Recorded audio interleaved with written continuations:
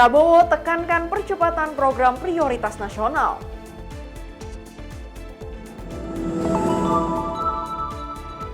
Pemerintah pastikan RUU perampasan aset segera dibahas DPR. Banjir terjang Bali, 2 warga Jembrana tewas.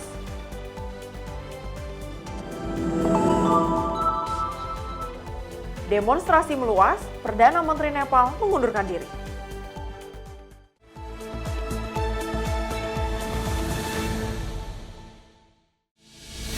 Halo, selamat malam pemirsa Simpo TV. Selain 4 informasi tadi, kami masih akan memberikan informasi menarik lainnya, terutama mengenai agenda Kabinet Merah Putih dan juga peristiwa. Bersama saya Priska Priscilla, inilah Menyapa Indonesia Malam untuk Anda.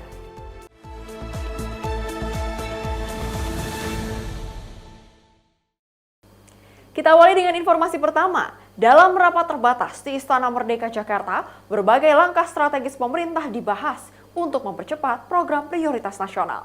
Menko Pangan Zulkifli Hasan menyampaikan arahan Presiden terkait percepatan program di sektor pangan dan ketahanan protein.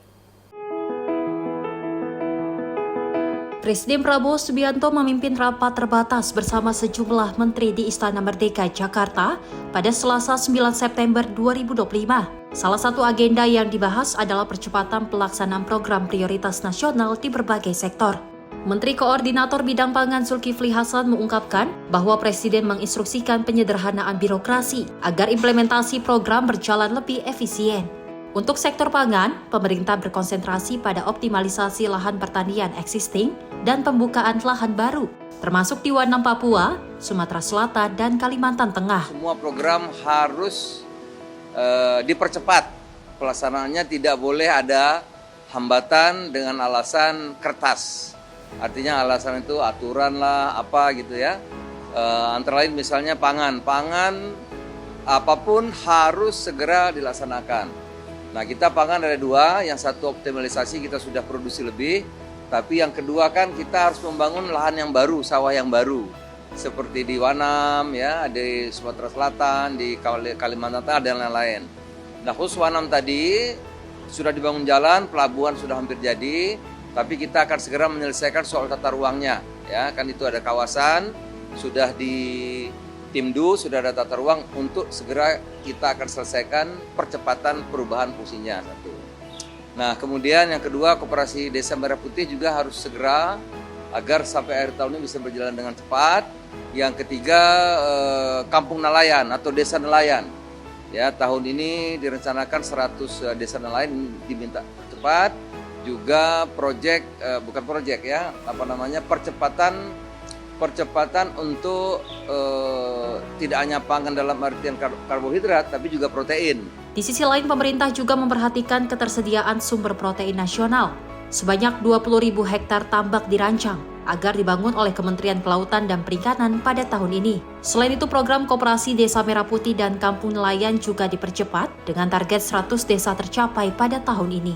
Tim redaksi Simpo TV melaporkan. Presiden Prabowo Subianto memimpin rapat terbatas bersama para menteri di Istana Merdeka Jakarta. Menteri Keuangan Purbaya Yudisadewa menjelaskan bahwa rapat tersebut membahas fokus pemerintah untuk mempercepat program pembangunan demi mendorong pertumbuhan ekonomi.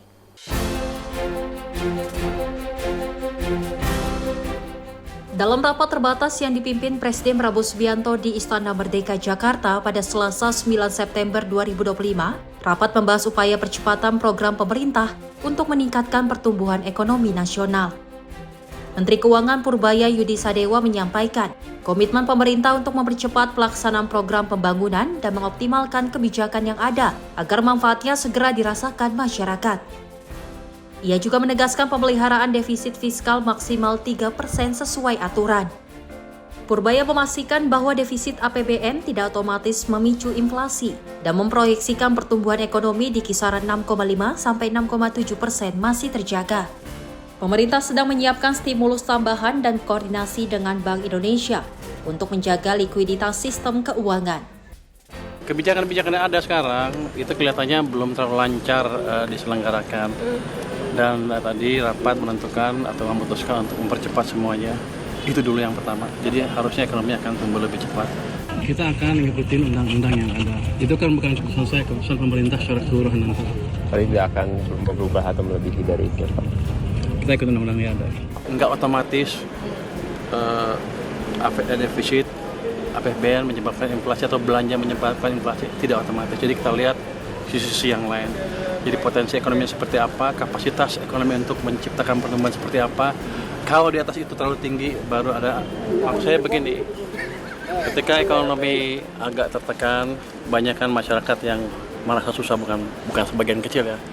Mungkin sebagian besar kalau sudah sampai turun ke jalan. Jadi kuncinya di situ. Berapa cepat kita bisa memulihkan ekonomi sehingga lapangan kerja ada banyak.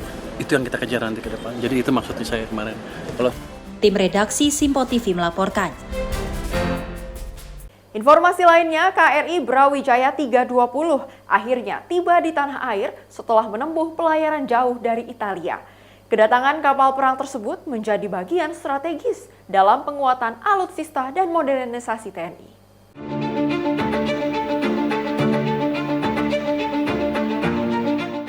Setelah menempuh pelayaran sejauh 9.189 nautical mile selama 23 hari dari Italia dan singgah di 5 negara, KRI Brawijaya 320 akhirnya tiba di tanah air pada Senin 8 September 2025.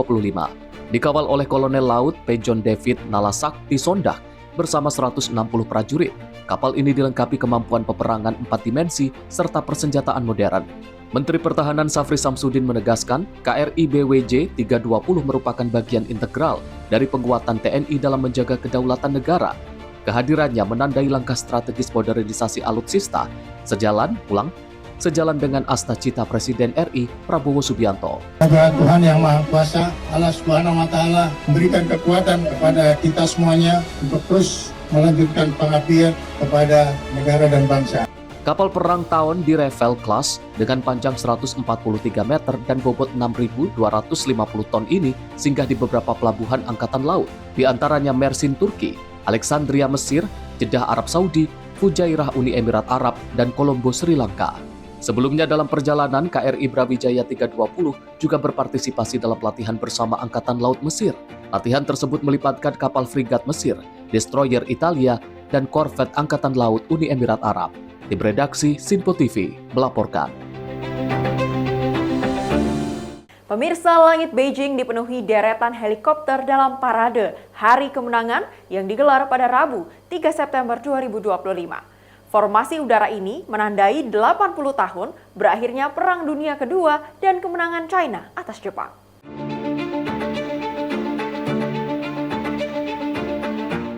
Helikopter terbang di atas lapangan Tiananmen membentuk angka 80 untuk memperingati 8 dekade berakhirnya Perang Dunia Kedua dan kemenangan Cina atas Jepang. Rekaman memperlihatkan formasi pesawat dengan latar landmark bersejarah Beijing yang disambut meriah oleh penonton. Sebanyak 10.000 personel militer turut ambil bagian dalam parade yang menampilkan rudal hipersonik, drone, dan tank tempur. Untuk pertama kalinya, rudal strategis antar benua DF-5C diperlihatkan ke publik. Tim atraksi udara juga melakukan manuver sambil membawa bendera Republik Rakyat Cina, Partai Komunis, dan Tentara Pembebas Rakyat. Parade dibuka dengan 80 tembakan meriam sebagai simbol setiap tahun sejak Hari Kemenangan. Acara ditutup dengan pelepasan 80.000 merpati perdamaian dan ratusan balon ke angkasa Beijing. Sebanyak 26 pemimpin dunia hadir, termasuk Vladimir Putin, Kim Jong-un, Masoud Pezeshkian, Emerson Nagawa, hingga Presiden Prabowo Subianto. Parade ini menjadi yang terbesar dalam puluhan tahun, memperingati berakhirnya Perang Dunia Kedua dan Perang Cina-Jepang Kedua. Tim redaksi Simpo TV melaporkan. Beralih ke informasi lain dari Gubernur Jakarta, Pramono Anung, bersama Gubernur Banten, Andra Soni, meresmikan instalasi pengolahan air IPA Pesanggerahan. Fasilitas ini menjadi bagian dari upaya memperluas cakupan layanan air bersih di Jakarta dan wilayah sekitarnya. Pramono Andra Soni meresmikan IPA Pesanggerahan. Peresmian itu berlangsung di instalasi pengolahan air atau IPA Pesanggerahan di Jalan Cirende, Permai Raya, Lebak Bulus, Jakarta Selatan pada Selasa 9 September 2025. Dalam kesempatannya itu, Pramono menyampaikan bahwa saat ini cakupan air bersih di Jakarta sudah mencapai 74,24%. Ia optimis hingga akhir 2025, angka itu bisa tembus ke level 80%. IPA Pesanggerahan memiliki kapasitas produksi 750 liter per detik. Instalasi ini ditopang oleh sumber sumber air baku dari Sungai Pesanggerahan yang melintas dari wilayah Banten. Air bersih dari fasilitas ini akan disalurkan untuk sekitar 45.000 sambungan rumah, mencakup 10 kelurahan di 3 kecamatan. Sementara itu dalam kesempatan yang sama, Pramono Andrasoni hingga Wamen PU Diana Kusumastuti berkesempatan untuk mencoba air Pam Jaya yang bisa langsung diminum dari keran. Saya diundang dalam rangka peresmian operasional dari IPA ya, instalasi pengolahan air Pesanggerahan, yang kebetulan sumber airnya itu adalah dari Kali Pesanggerahan yang mengalir dari Tangerang Selatan ke daerah Jakarta. Dan terima kasih kepada pemerintah Provinsi Jakarta yang terus mengajak kita berkolaborasi dalam rangka memberikan pelayanan kepada masyarakat. Dari 45.000 instalasi ke masyarakat, ini ada juga yang dimanfaatkan oleh warga Banten, yaitu warga dari Tangsel. Jadi tadi kami juga berdiskusi banyak hal, salah satunya soal air dan kemudian soal pengendalian banjir juga, dan juga terkait dengan MRT. Tadi Mas Pram menyampaikan secara tegas bahwa beliau punya keinginan untuk MRT ini bisa segera dilaksanakan di Provinsi Banten, dan tentu kita berterima kasih karena MRT kan sebenarnya domain atau kekuasaannya ada di Mas Pram ya sebagai Gubernur Provinsi Jakarta. Selain jajaran Pemprov DKI, peresmian IPA Pesanggerahan itu turut dihadiri oleh Wakil Menteri PU Diana Kusumastuti, Gubernur Banten Andrasoni, dan Wali Kota Tangerang Selatan Benyamin Daphni. Tim redaksi Sinpo TV melaporkan. Pemirsa, bencana longsor melanda tambang bawah tanah PT Freeport Indonesia di area Grasberg Bluff Cave, Tembagapura, Papua Tengah pada Senin 8 September 2025. Diduga longsor dipicu aliran material basah yang besar sehingga menutup akses evakuasi dan membatasi jalur penyelamatan. Peristiwa longsor terjadi di tambang bawah tanah PT Freeport Indonesia. Sebanyak 7 karyawan terjebak dalam insiden tersebut. Longsor dipicu aliran material basah yang besar hingga menutup akses dan membatasi rute evakuasi. Tim Emergency Response Group atau ERG PT FI Tembagapura masih melakukan proses evakuasi dengan cara pengerukan material atau marking untuk membuka jalur penyelamatan. Pihak Freeport menegaskan lokasi para pekerja sudah diketahui dan diperkirakan pekerja lainnya disebut dalam kondisi aman. Sebagai langkah antisipasi, operasi penambangan dihentikan untuk memprioritaskan pembersihan jalur akses dan evakuasi yang aman bagi ketujuh pekerja tersebut.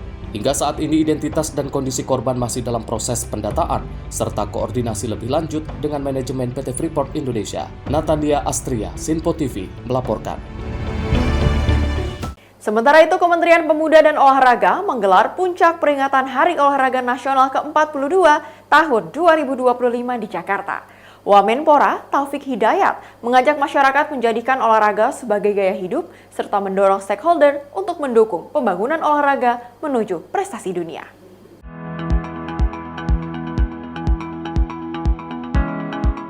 Kementerian Pemuda dan Olahraga RI menggelar puncak peringatan Hari Olahraga Nasional ke-42 tahun 2025 di Gor Popki, Kompleks Cibubur Youth Elite Sports Center Cibubur, Jakarta Timur pada Selasa 9 September 2025. Wakil Menteri Pemuda dan Olahraga RI Taufik Hidayat mengajak seluruh masyarakat Indonesia menjadikan olahraga sebagai gaya hidup sehari-hari.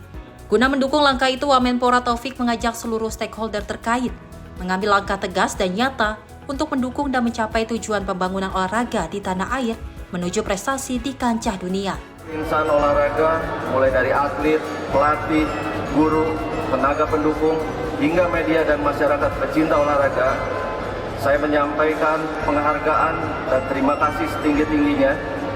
Dedikasi, keringat, dan pengorbanan Anda semua telah mengharumkan nama Indonesia di berbagai panggung dunia.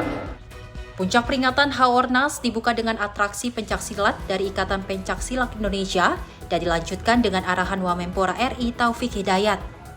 Hadir dalam acara ini mantan Menpora periode 2019-2023 Zainuddin Amali, para pejabat tinggi Kemenpora, perwakilan stakeholder olahraga meliputi Kementerian Pekerjaan Umum, Special Olympic Indonesia, National Olympic Committee, National Paralympic Committee, KONI, KORMI, serta para atlet, pelatih, dan undangan lainnya.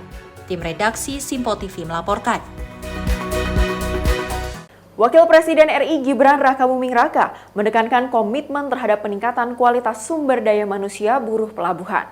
Hal tersebut disampaikan Wapres saat menerima audiensi dari pimpinan Pusat Serikat Pekerja Tenaga Kerja Bongkar Muat Indonesia di Istana Wapres Jakarta pada Selasa, 9 September 2025.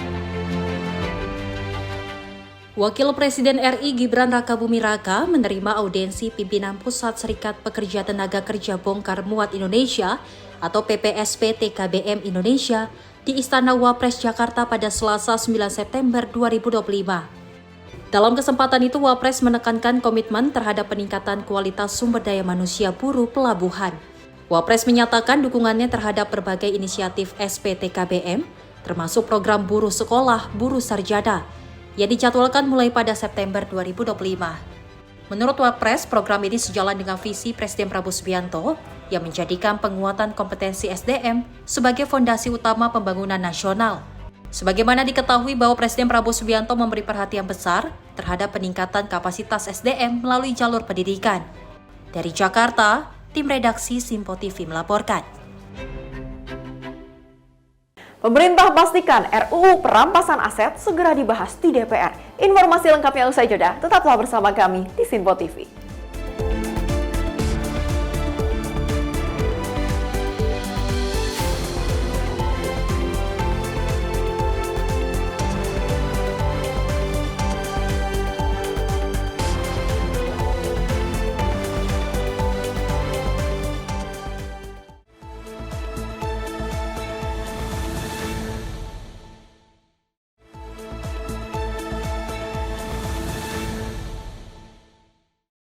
Terima kasih pemirsa, Anda masih bersama kami di Menyapa Indonesia Malam.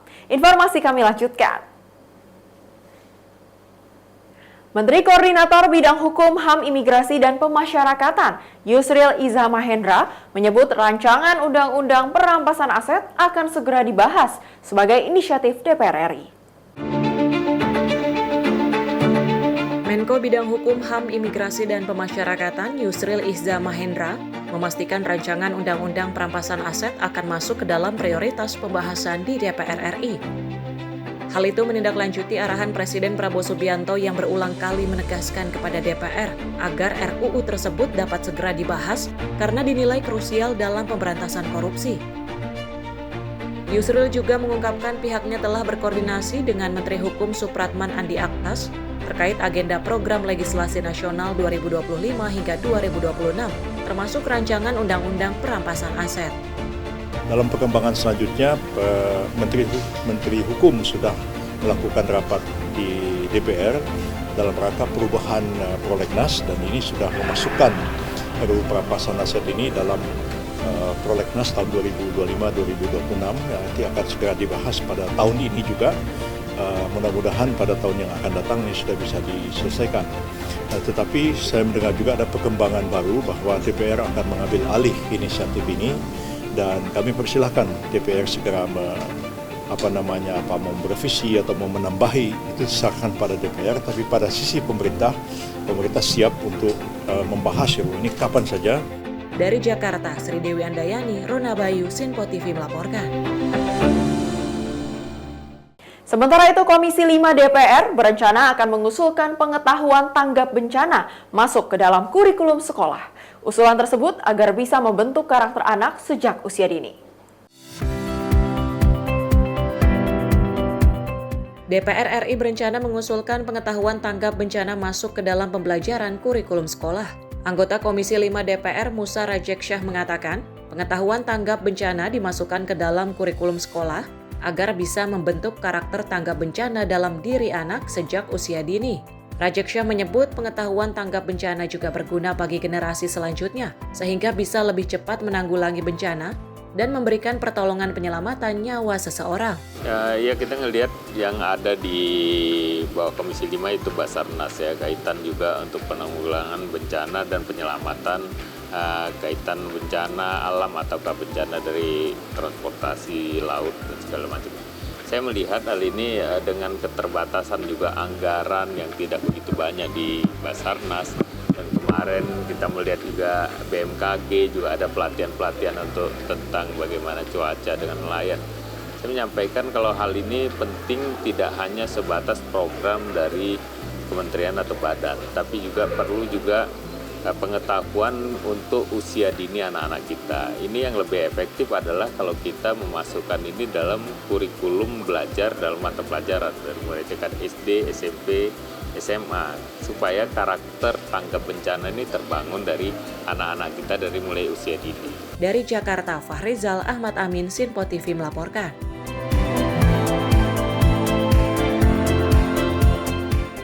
Dari Menteri Sekretaris Negara, Prastyo Hadi mengungkapkan alasan Presiden Prabowo Subianto melakukan reshuffle atau perombakan kabinet.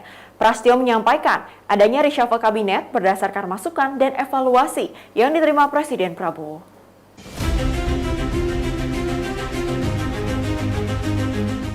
Menteri Sekretaris Negara Prasetyo Hadi menjelaskan alasan Presiden Prabowo Subianto melakukan reshuffle kabinet. Prasetyo mengatakan perombakan anggota Kabinet Merah Putih atas dasar evaluasi, yang mana Presiden memiliki pertimbangan tersendiri saat melakukan reshuffle. Namun Prasetyo enggan memaparkannya lebih lanjut. Hal ini disampaikan Prasetyo usai pelantikan Menteri dan Wakil Menteri di Istana Negara Jakarta. Pertama berkenaan dengan posisi Menteri Koordinator Politik dan Keamanan, untuk sementara waktu memang Bapak Presiden belum menunjuk secara definitif siapa yang akan beliau tugaskan menjadi Menko Polhukam, sehingga untuk sementara waktu beliau akan menunjuk ad interim untuk menjabat sebagai Menko Polhukam. Yang kedua berkenaan dengan Menteri Pemuda dan Olahraga, jadi pengganti Menteri Pemuda dan Olahraga kebetulan posisi sedang di luar kota sehingga tidak bisa mengikuti pelantikan pada sore hari ini. Ya, bukan mundur, bukan dicopot. Jadi Bapak Presiden selaku Kepala Negara dan Kepala Pemerintahan, tentunya kita semua paham bahwa beliau memiliki hak prerogatif. Maka kemudian atas evaluasi, beliau memutuskan untuk melakukan perubahan formasi. Dari Jakarta, Dio Malau, Sinpo TV melaporkan. Presiden Prabowo Subianto melantik Purbaya Yudi Sadewa menjadi Menteri Keuangan menggantikan Sri Mulyani. Pelantikan ini sesuai dengan keputusan Presiden nomor 86 tahun 2025. Diketahui Purbaya sebelumnya menjabat sebagai Ketua Dewan Komisioner Lembaga Penjamin Simpanan.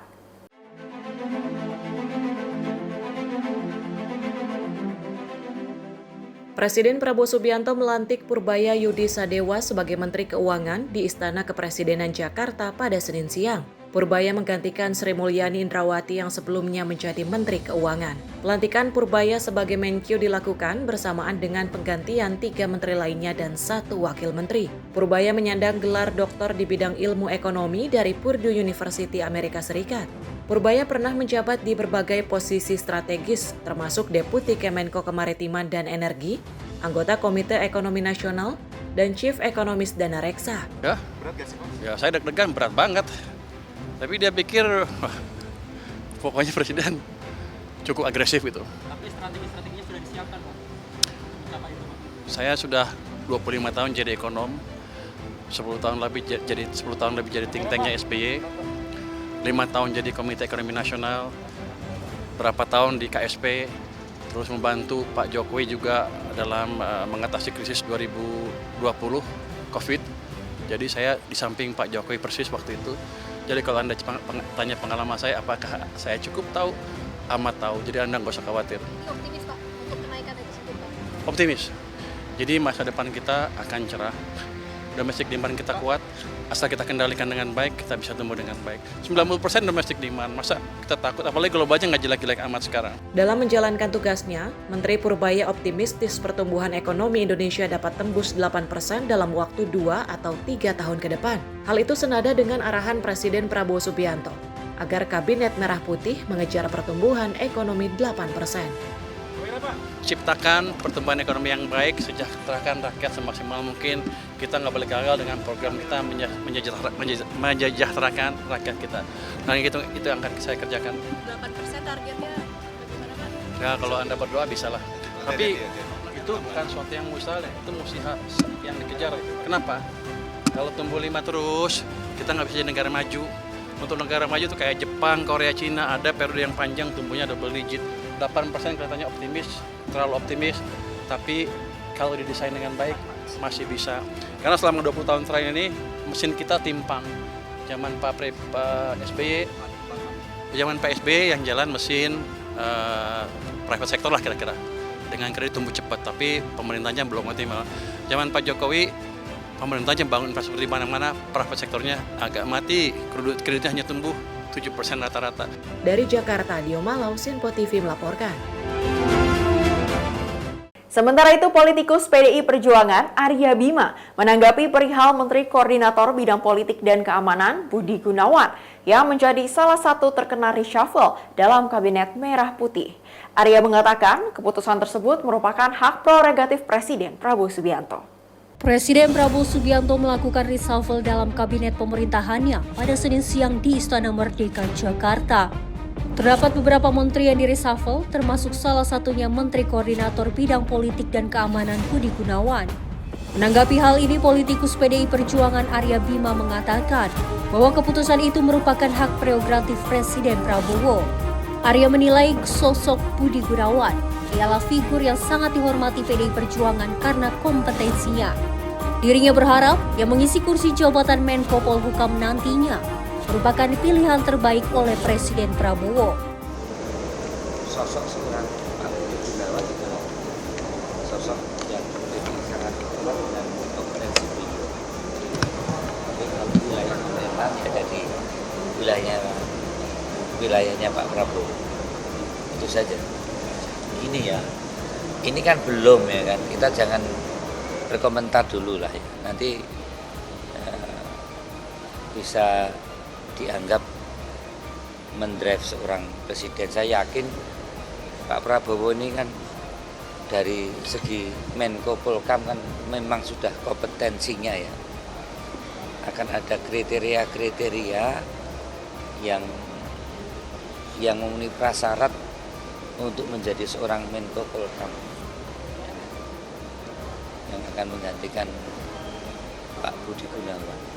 Jadi saya percaya itu semua selain hak prerogatif, Pak Prabowo sangat berpengalaman dalam dunia politik dan keamanan di Indonesia.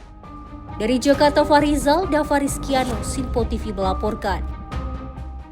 Menteri Pertahanan Syafri Syamsuddin yang ditunjuk Presiden Prabowo sebagai Menko Polhukam AD interim menyampaikan arahan Presiden saat memulai tugas barunya.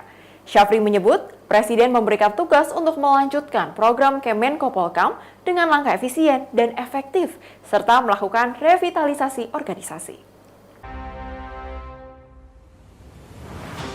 Usai memberikan pengarahan kepada pejabat Kemenko Polhukam, Menko Polhukam AD interim Syafri Syamsuddin menyampaikan arahan Presiden Prabowo Subianto untuk melanjutkan program dan tugas pokok Kemenko Polhukam dengan mengutamakan langkah yang efisien dan efektif. Syafri juga menekankan pentingnya koordinasi dan sinkronisasi antar kementerian dan lembaga agar setiap permasalahan dapat diselesaikan dengan cepat dan tepat sasaran. Selain itu, Syafri menyampaikan bahwa revitalisasi organisasi di Kemenko Polhukam menjadi salah satu fokus utamanya untuk mendukung terwujudnya stabilitas politik dan keamanan nasional yang berkelanjutan. Arahan yang saya diberikan kepada saya adalah melanjutkan tugas pokok dari Kementerian Pertahanan, Kementerian Koordinator Polhukam, dan saya diberi kewenangan untuk mengambil langkah-langkah yang efisien, efektif, agar supaya semua pekerjaan bisa berjalan lancar. Itulah sebabnya saya datang ke sini untuk memberikan pengarahan. Arahan saya adalah revitalisasi organisasi di Kementerian Pertahanan, Kementerian Koordinator Polhukam. Dari Jakarta, Jihan Nabila, Mutia Anggiani, Sinpo TV melaporkan. Masih dari Presiden Prabowo yang menyebut perdagangan dan keuangan menjadi senjata politik dunia. Presiden menegaskan bahwa Indonesia siap memimpin kerjasama BRICS untuk menguatkan ekonomi global. Presiden Prabowo Subianto menyampaikan bahwa perdagangan dan keuangan kini digunakan sebagai senjata dalam politik dunia. Pernyataan itu ia ungkapkan saat mengikuti BRICS Leaders Virtual Meeting pada 8 September pada Senin malam. Prabowo juga mendukung langkah BRICS dalam memperkuat kerjasama antar negara. Ia menegaskan komitmen Indonesia untuk terus bekerja sama dan menghormati kepemimpinan Presiden Brazil Lula da Silva. Selain itu, Prabowo menekankan pentingnya menjaga keterbukaan dan koordinasi di antara anggota BRICS. Pertemuan ini dihadiri oleh para pemimpin dari China, Rusia, India, Iran, Mesir, Afrika Selatan, dan Uni Emirat Arab. In this present world of uncertainty, of double and even triple standards, where international law is being daily ignored, where might makes right, where little countries with less power are being intimidated, threatened, bullied, where trade and finance become weapon. We consider now this is the time that BRICS must continue to evolve. We fully support the initiatives taken. We commend the leadership of President Lula, and Indonesia is committed to working closer with all the BRICS countries. Thank you very much. Therefore, BRICS is emerging as a pillar of strength. So Indonesia supports the continuation. Indeed, we must continue and work closer together. We must consult each other more. Tim redaksi Simpo TV melaporkan. Panglima TNI Jenderal TNI Agus Subianto menerima kunjungan kehormatan Kepala Angkatan Darat Australia, Letnan Jenderal Simon Stewart di Markas Besar TNI Jakarta Timur.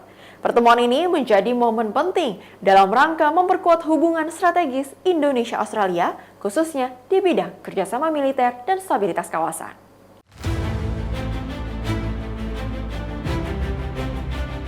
Kunjungan kehormatan Kepala Staf Angkatan Darat Australia, Letnan Jenderal Simon Stewart, ke Markas Besar TNI di Jakarta Timur pada Senin pagi menjadi momen penting dalam memperkuat hubungan militer kedua negara. Acara penyambutan diawali dengan peletakan karangan bunga di Monumen Perjuangan NKRI. Dilanjutkan dengan upacara jajar kehormatan yang dihadiri langsung oleh Panglima TNI Jenderal TNI Agus Subianto. Dalam pertemuan resmi, kedua pemimpin militer membahas isu strategis regional, termasuk peran sentral Indonesia dalam menjaga stabilitas di kawasan Indo-Pasifik. Panglima TNI Jenderal Agus Subianto menegaskan pentingnya kerjasama yang sudah terjalin, baik melalui latihan bersama seperti Keris Womera dan Trisula Wyvern, serta menekankan penguatan kemampuan prajurit dalam menghadapi ancaman keamanan yang semakin kompleks. Selain itu, Panglima TNI menekankan pentingnya pemanfaatan teknologi modern, termasuk penggunaan drone, penguatan intelijen, dan keamanan cyber, sebagai upaya menghadapi dinamika ancaman global di era digital. Kunjungan ini sekaligus menegaskan era baru hubungan strategis Indonesia dan Australia yang bukan hanya berfokus pada kerjasama militer, namun juga memberi kontribusi nyata untuk perdamaian, keamanan, dan kemajuan kawasan. Dari Jakarta, Simpo TV melaporkan. Banjir terjang Bali, 2 warga Jemberana tewas. Informasi lengkapnya usai jeda, tetaplah bersama kami.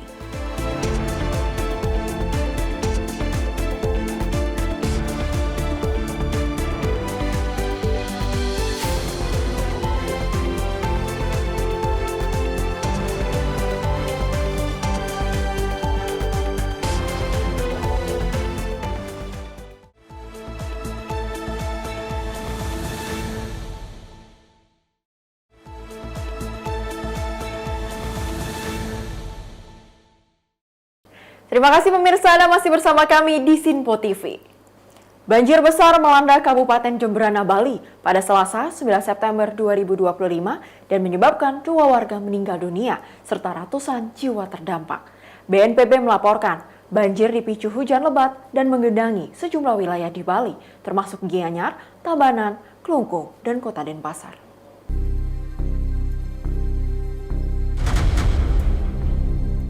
Hujan lebat pada Selasa malam mengakibatkan banjir di Kabupaten Jemberana dan sejumlah daerah lain di Provinsi Bali. Badan Nasional Penanggulangan Bencana melaporkan 2 warga tewas dan 103 kepala keluarga atau sekitar 200 jiwa terdampak di Jemberana. Sebanyak 85 orang mengungsi ke sejumlah titik, antara lain di Balai Desa Yang Kuning, Balai Banjar Yang Kuning, Musola Asidikik, dan Musola Darul Mustafa. Situasi serupa juga dilaporkan di Kabupaten Klungkung dengan 432 jiwa terdampak, serta di Kabupaten Gianyar dan Tabanan yang masih dalam proses pendataan BPBD setempat. BNPB menyatakan banjir telah melanda 4 kabupaten dan kota di Provinsi Bali, termasuk Gianyar, Tabanan, Klungkung, dan Kota Denpasar. Hingga Rabu pagi, banjir masih menggenang di beberapa wilayah dan BPBD masih melakukan penanganan darurat dengan dukungan BPBD Provinsi Bali. Kita mendapat informasi ya, terjadi banjir yang cukup masif, menimpa 3 provinsi sebetulnya, Jawa Timur, kemudian Provinsi Bali, dan Nusa Tenggara Timur.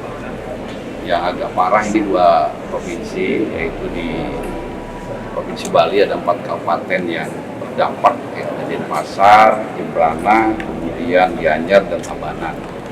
Sampai sekarang korban jiwa yang sudah berhasil diidentifikasi atau ditemukan ada di Bali, yaitu di Kabupaten Jembrana ada 2 orang meninggal dunia. Kemudian di NTT itu di Kabupaten Nagekeo itu ada 4 yang meninggal dunia dan 4 masih hilang. Untuk kondisi di Bali sementara masih dapat banjirnya ini, masih ada banjirnya, tapi kalau yang di NTT sudah surut. Mengingat potensi hujan lebat disertai angin kencang masih terpantau hingga Rabu sore, BNPB mengimbau pemerintah daerah dan masyarakat untuk waspada terhadap ancaman banjir, tanah longsor, dan angin kencang. Tim redaksi Sinpo TV melaporkan.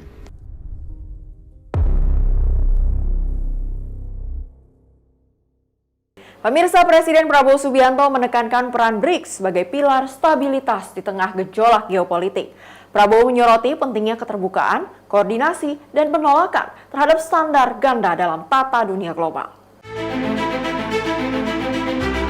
Dalam menghadiri BRICS Leaders Virtual Meeting pada Senin 8 September, Presiden RI Prabowo Subianto menyampaikan pentingnya peran BRICS di tengah ketidakpastian global. Ia bergabung dengan para pemimpin negara anggota, termasuk Presiden Tiongkok Xi Jinping, Presiden Rusia Vladimir Putin, Presiden Brazil Lula da Silva, dan tokoh lainnya. Prabowo menegaskan bahwa BRICS merupakan pilar harapan dan stabilitas di saat multilateralisme melemah. Dengan kekuatan yang dimiliki, BRICS harus terus diperkuat sebagai poros baru dalam tata dunia yang lebih berimbang. Prabowo juga mendukung seruan Presiden Tiongkok untuk menjaga keterbukaan dan koordinasi antar negara anggota. Indonesia considers BRICS to be a very strong pillar of stability and hope in the current international geopolitical situation. BRICS now is more than 55% of world population. We are more than 40% of global GDP. BRICS has the biggest economies, biggest countries in population, biggest markets, countries with large natural resources, critical resources. We must continue and work closer together. We must consult each other more. I fully support the concepts given forward by the distinguished President of the People's Republic of China. We must uphold openness. We must exactly to continue this close coordination and cooperation. Dalam pernyataannya, Kepala Negara menyoroti maraknya standar ganda dan juga pelanggaran hukum internasional di kancing global. Menurutnya, saat ini terdapat kecenderungan di mana kekuasaan lebih diutamakan daripada kebenaran. Prabowo mendorong agar BRICS terus berkembang dan menguatkan perannya demi menciptakan tatanan dunia yang lebih adil dan damai. In this present world of uncertainty, of double and even triple standards, where international law is being daily ignored, where might makes right, where little countries with less power are being intimidated, threatened, bullied. where trade and finance become weapons. We fully support the initiatives taken. We commend the leadership of President Lula, and Indonesia is committed to working closer with all the BRICS countries. Tim redaksi Simpo TV melaporkan. Kita beralih ke informasi peristiwa, satu unit mobil dan sepeda motor milik pencuri hewan ternak dibakar massa di Desa Padangsari, Kecamatan Tuing Tinggi Raja, Kabupaten Asahan, Sumatera Utara. Aksi ini dilakukan warga karena kendaraan tersebut kepergok saat dipakai mencuri hewan ternak. Inilah video amatir mobil pickup dan sepeda motor yang dibakar warga Desa Padangsari, Kecamatan Tinggi Raja, Kabupaten Asahan, Sumatera Utara. Warga geram saat memergoki kendaraan tersebut sedang digunakan pemiliknya untuk mencuri hewan ternak di wilayah mereka.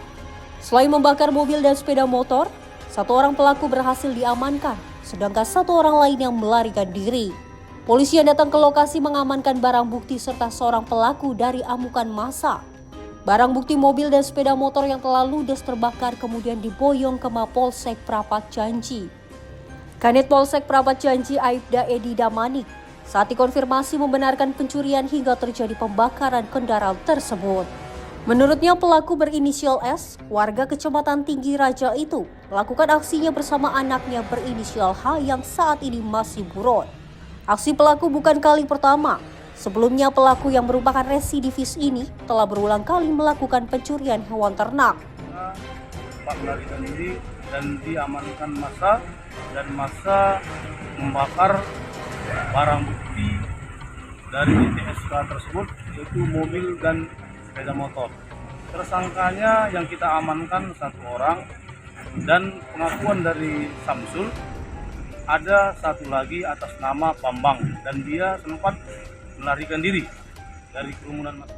Atas perbuatan pelaku terancam dengan pasal 363 ayat 1 KUH Pidana dengan ancaman hukuman maksimal 7 tahun kurungan penjara. Dari Asahan, Sumatera Utara, kontributor Simpo TV melaporkan.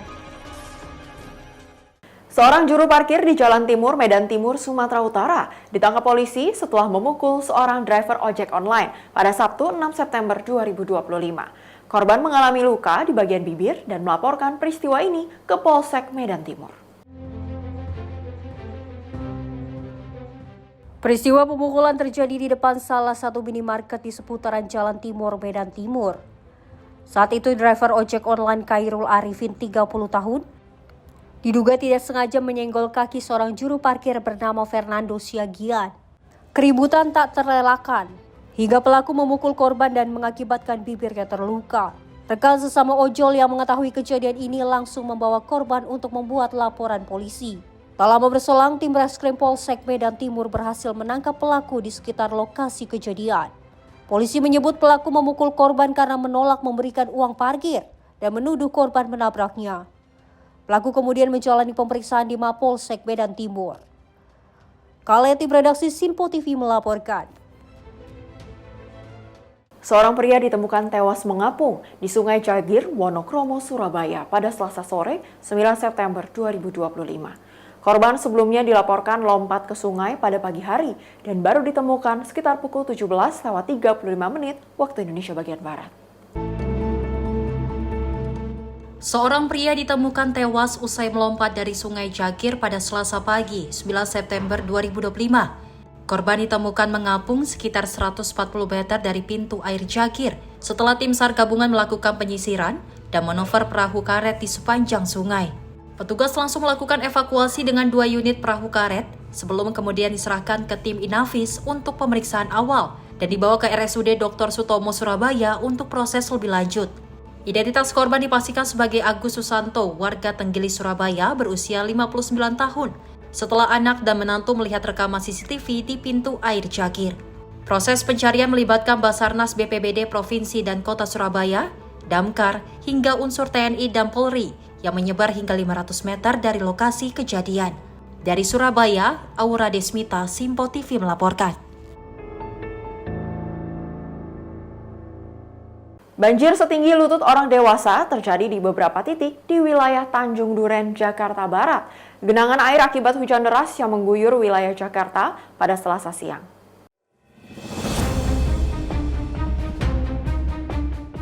Genangan air setinggi lutut orang dewasa terjadi di sekitar Jalan Arjuna Utara, tepat di samping tol Jakarta-Tangerang wilayah Tanjung Duren, Jakarta Barat. Banjir yang disebabkan hujan deras yang mengguyur sebagian wilayah Jakarta pada Selasa siang tadi, dan juga kondisi drainase yang kurang baik. Terlihat beberapa kendaraan terpaksa melalui genangan air tersebut ataupun mencoba mencari alternatif jalan lain. Hal ini dikarenakan di sekitar jalan tersebut termasuk Jalan Tanjung Duren Selatan dan juga Jalan Tanjung Duren Raya Lama juga terendam banjir setinggi 30 hingga 40 cm. Genangan air dan juga hujan deras menyebabkan antrian kendaraan di sepanjang Jalan Arjuna Utara. Iya, banjir Kak, sering. Kalau hujan deras gini? Iya, betul. Hampir setiap hujan enggak Bang? Kalau andaikan hujan emang benar besar, itu bisa sampai ke dengkul dewasa Kak. Oh, biasanya banjirnya itu lama atau enggak? Surutnya kita ada bantuan dari Kelurahan Tanjung Duren Selatan, itu dibantu dengan mesin buat pembuangan langsung kali besar. Ini keadaan sekarang jadi macet Bang gara-gara banjir gini? Ya, gitu lah. Bang, ini harapannya apa Bang biar nggak banjir lagi Bang? Harapannya sih ya selalu nggak ada yang buang sampah sembarangan aja, biar saluran airnya cepat ngalirin terus. Dari Jakarta, kontributor Sinpo TV melaporkan.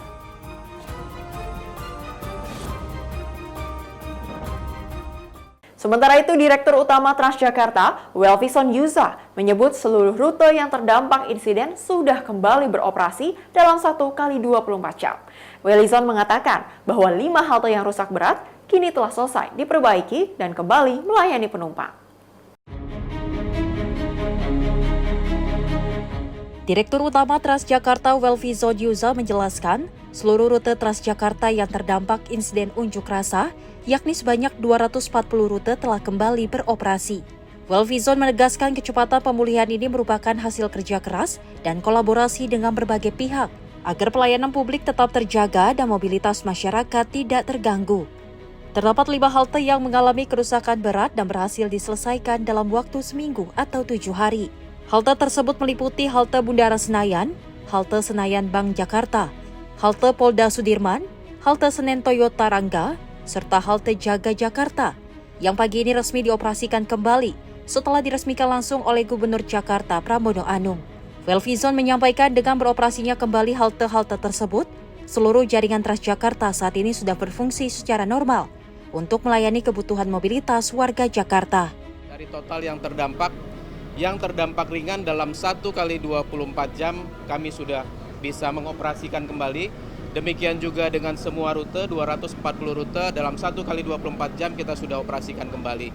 Ada 5 halte yang mengalami kerusakan berat dan dalam waktu 7 hari kita sudah menyelesaikan dan pagi ini sudah kembali beroperasi.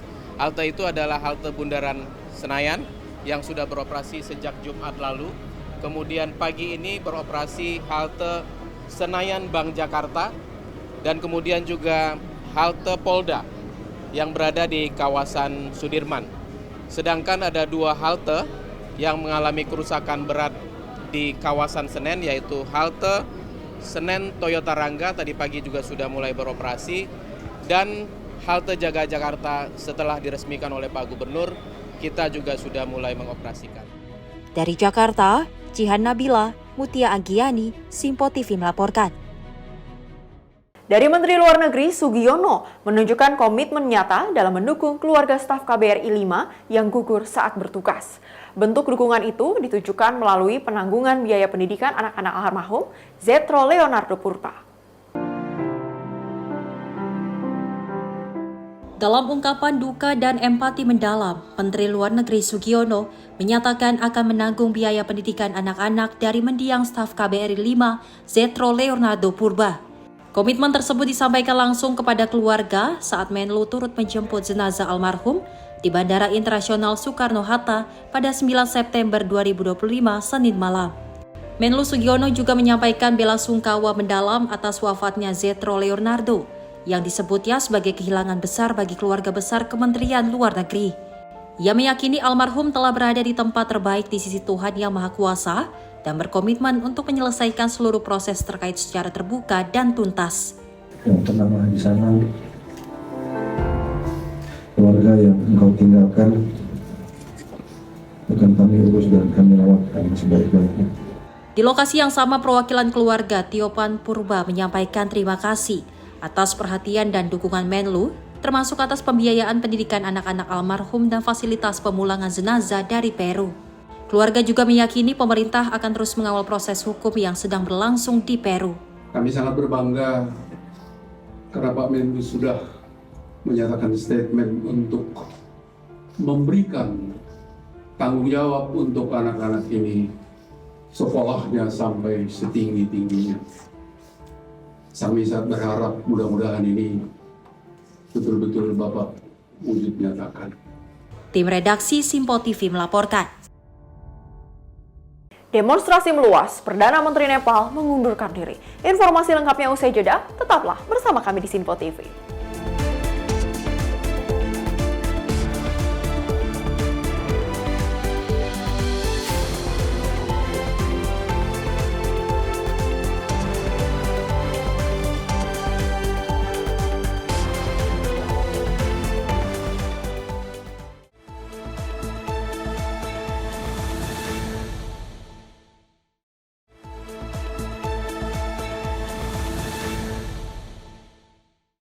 Terima kasih pemirsa, Anda masih bersama kami di Menyapa Indonesia Malam. Informasi kami lanjutkan.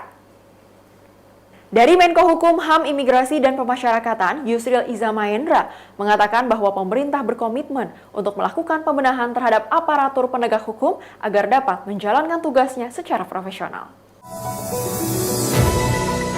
Pemerintah dalam hal ini Kemenko Bidang Hukum dan HAM berkomitmen melakukan pembenahan terhadap aparatur penegak hukum agar betul-betul menjalankan tugasnya sesuai dengan koridor hukum yang berlaku.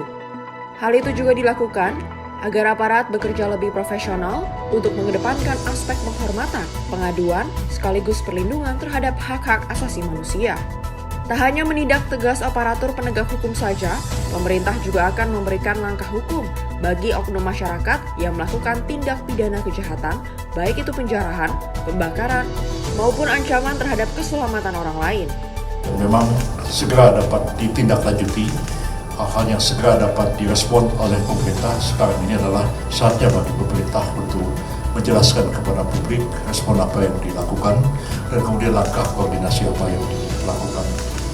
Terhadap pembenahan aparatur pemerintah, ya, terutama aparatur penegak hukum, itu menjadi komitmen bagi pemerintah untuk terus melakukan perbaikan dan melakukan pembenahan sehingga betul-betul aparat penegak hukum itu menjalankan tugas sejalan dengan koridor hukum yang berlaku dan juga mengedepankan aspek penghormatan, pengakuan dan sekaligus perlindungan terhadap hak-hak asasi manusia. Dan kami akan teguh memegang prinsip ini, dan karena itu penegakan hukum itu terhadap mereka yang diduga melakukan satu tindak pidana, baik itu penjarahan, baik itu pembakaran, baik itu perusakan, baik itu ancaman terhadap keselamatan orang lain, akan dilakukan satu langkah hukum dan tindakan-tindakan hukum yang tegas. Begitu pula terhadap aparatur penegak hukum yang melakukan ketidakprofesionalan atau melakukan kesalahan di lapangan. Dari Jakarta, Sri Dewi Andayani, Rona Bayu, Simpo TV melaporkan. Komunitas pengemudi ojek online bersama Polres Metro Jakarta Barat menggelar doa bersama di Masjid Istiqomah Jakarta Barat. Puluhan pengemudi ojek online dari berbagai komunitas se-Jabodetabek terlihat khusyuk berdoa di Masjid Jami Al-Istiqomah di kawasan Jakarta Barat. Mereka berkumpul bukan untuk sekedar melakukan silaturahmi, melainkan guna mengikuti doa bersama pihak kepolisian Polres Metro Jakarta Barat.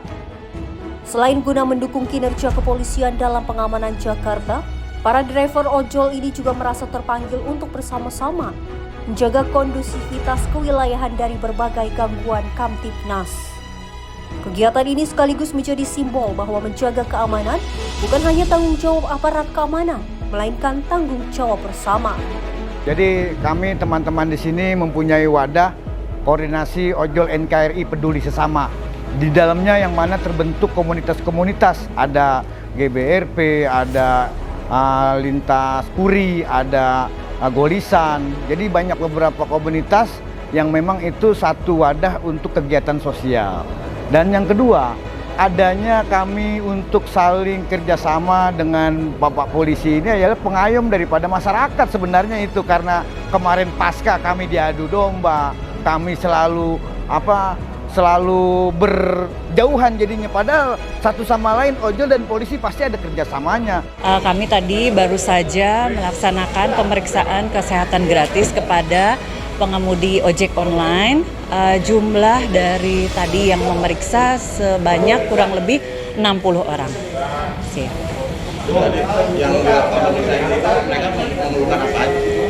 Yang kami lakukan adalah pemeriksaan umum, yaitu pemeriksaan tensi, nadi, kemudian suhu badan. Keluhan rata-rata dari pengemudi online ini pusing, kurang tidur, dan merasa badan pegal-pegal.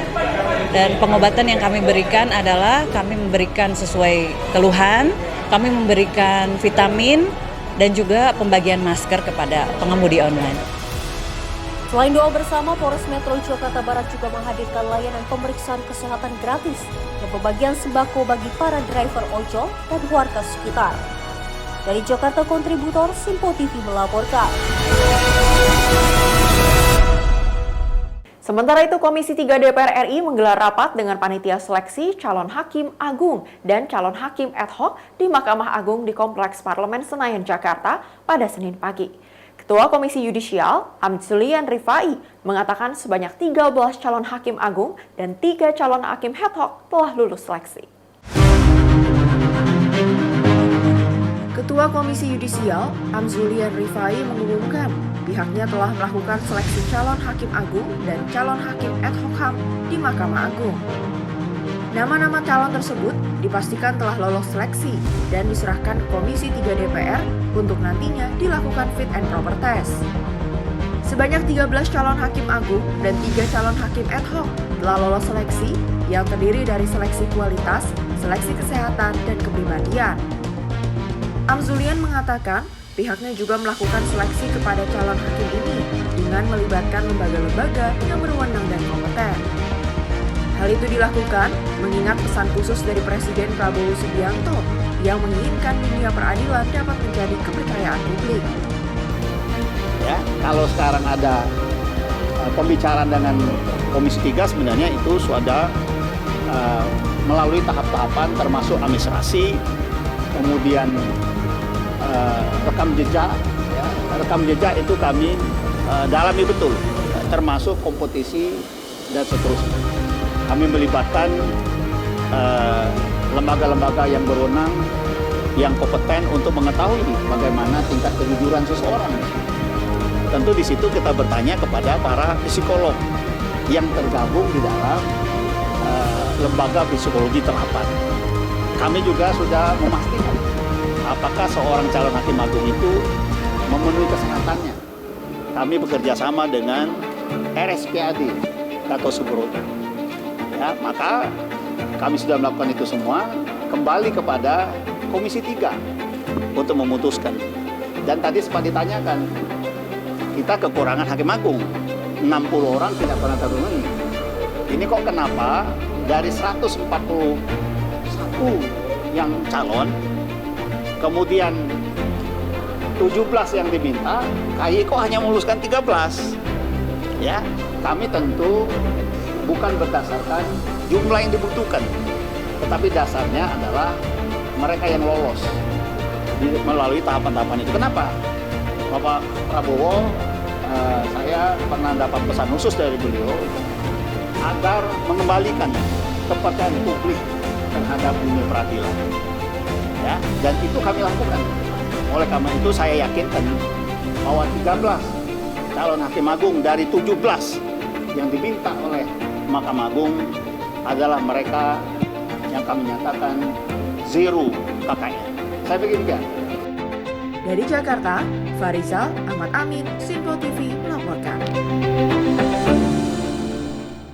Perdana Menteri KP Sharma Oli mengundurkan diri di tengah gelombang protes anti pemerintah di Nepal. Sedikitnya 19 orang tewas dan puluhan lainnya luka-luka dalam bentrokan antara demonstran dan polisi. Parlemen Nepal di Kathmandu, gedung pemerintah dan bangunan lainnya dibakar demonstran pada Selasa 9 September 2025. Peristiwa terjadi di tengah pengunduran diri Perdana Menteri KP Sharma Oli di saat protes anti pemerintah terus meluas. Rekaman udara menunjukkan asap pekat dan api menghanguskan sejumlah titik di ibu kota, termasuk istana bersejarah Singhadurbar. Sebelumnya sedikitnya 19 orang tewas dan puluhan lain luka-luka akibat bentrokan antara polisi dan demonstran pada Senin 8 September 2025. Aksi kekerasan dipicu oleh kebijakan pemerintah yang memblokir media sosial termasuk Facebook, X, dan YouTube. Pemerintah mengumumkan pemblokiran sejak Kamis setelah perusahaan media sosial dinilai gagal mendaftarkan diri sesuai aturan baru. Namun pada Senin malam pemerintah membatalkan blokir 26 platform termasuk Facebook dan YouTube dengan alasan menghormati tuntutan generasi Z. Kerusuhan memuncak saat demonstran menerobos gedung parlemen, sementara polisi membalas dengan meriam air, gas air mata, dan peluru tajam. Otoritas kota Kathmandu memperluas wilayah jam malam untuk mencegah kerusuhan meluas.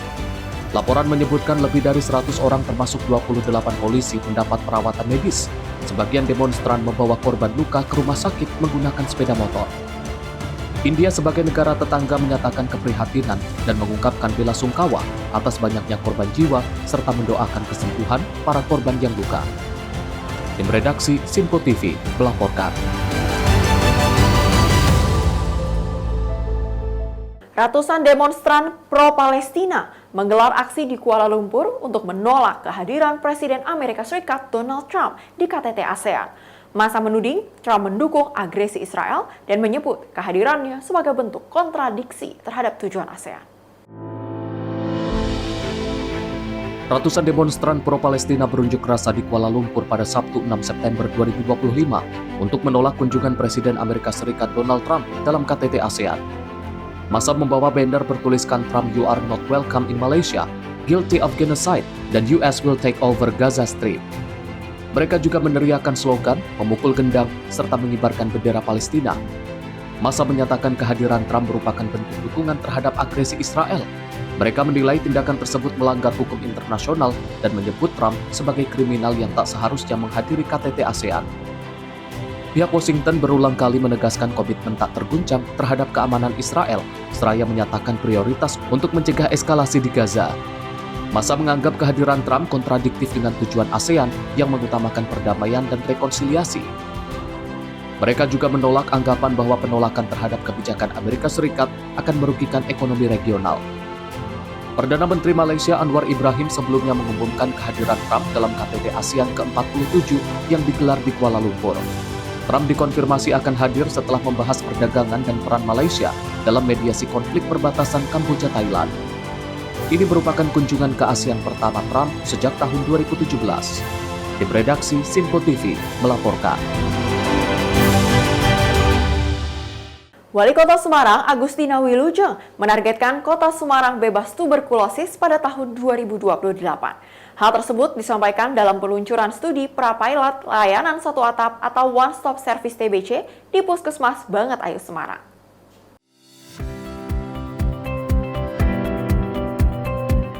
Program ini merupakan bagian dari upaya nasional eliminasi TBC tahun 2030. Namun, Kota Semarang mengusung target lebih cepat, yakni tahun 2028 bebas tuberkulosis. Hingga pekan ini, terdata ada 3.698 kasus TBC di Kota Semarang. Lewat studi pra-pilot ini, pemerintah kota menyediakan layanan tes cepat molekuler dan ronsen pintar berbasis kecerdasan buatan. Wali Kota Semarang, Agustina Wilujeng, mengatakan semua layanan tersedia di puskesmas tanpa rujukan dan gratis untuk masyarakat. Yang rapat koordinasi dan kunjungan lapangan saya sempatkan untuk import, karena ini adalah sebuah momen istimewa. Belum tentu saya kalau pengen ketemu dengan beliau-beliaunya ini bisa dalam satu waktu yang sama. Ini momen istimewa. Ya, di tengah-tengah kita sedang berbagai macam kegiatan, ini saya lakukan, dan puskesmas ini termasuk puskesmas unggulan Kota Semarang. kita mencoba ada daycare, ya udah jalan lumayan lama dengan berbagai macam perbaikan dan sistem maupun layanannya. Dan sepertinya berhasil. Saya tadi buka buku rapor anak-anak yang saya buka dalam 1 bulan. Mereka awalnya nggak mau makan ini pilih-pilih, sulit makan, terus di minggu ke-3-nya udah mulai.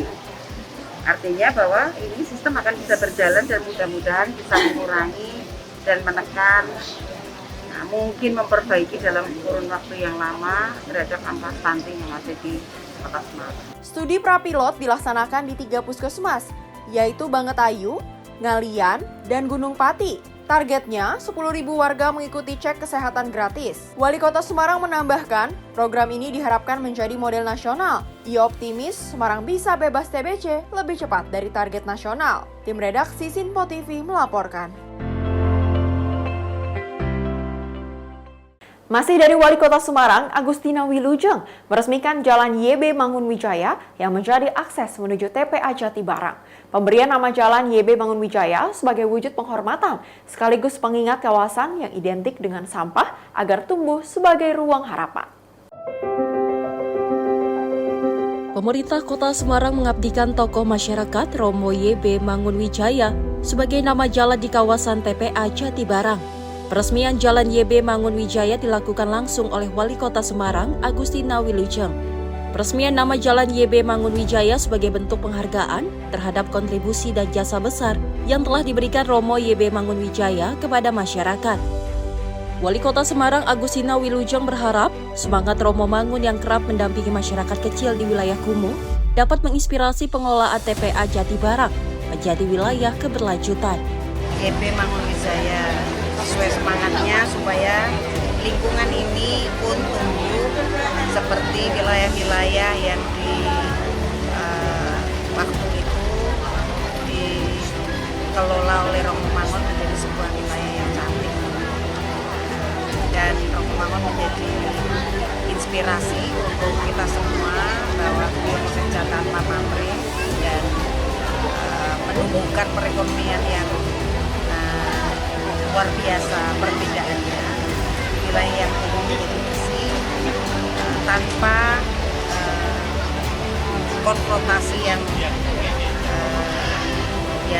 mencuat, ya, jadi sangat adem ayem. Saya kira di sini pun kita tadi juga sudah melihat bahwa proses yang dilakukan oleh teman-teman pemerintah kota sudah bagus, dan ini kita wujudkan di dalam upaya kita untuk memperbaiki lingkungan TPA ini.